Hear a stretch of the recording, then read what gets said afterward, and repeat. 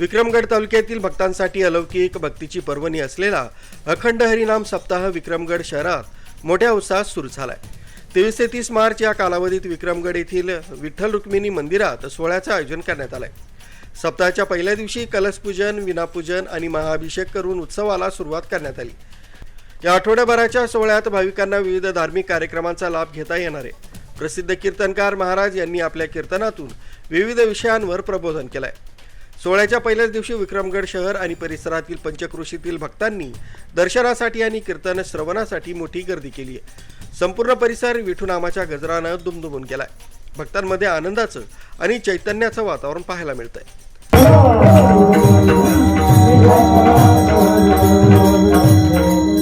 हा एक पूर्वपक्ष आपल्याला विचारात घेता येईल किंवा आणखीन पूर्वपक्ष जर आपल्याला या अभंगामध्ये विचारात घ्यायचा झाला तर महाराज ज्ञानोपराय पद वापरतात। देखिले म्हणजे पाहिलं पाहण्याकरता डोळा हे इंद्रिय। मग महाराज भगवंताला पाहिलं डोळ्याने, मग डोळाच निवांत राहिला पाहिजे होता। अभंगामध्ये महाराज काय बोलतात? निवांत राहिले मन। महाराज पाहिलं डोळ्याने तर मन कसं काय निवांत होतं? प्रशासकीय आणि सामाजिक स्तरावरील मान्यवरांच्या उपस्थितीत पार पडणाऱ्या या सोहळ्याचा लाभ सर्व भाविकांनी घ्यावा असं आवाहन आयोजकांच्या वतीनं करण्यात आलंय। आरबी न्यूजसाठी मलिक शेख, मोखाडा।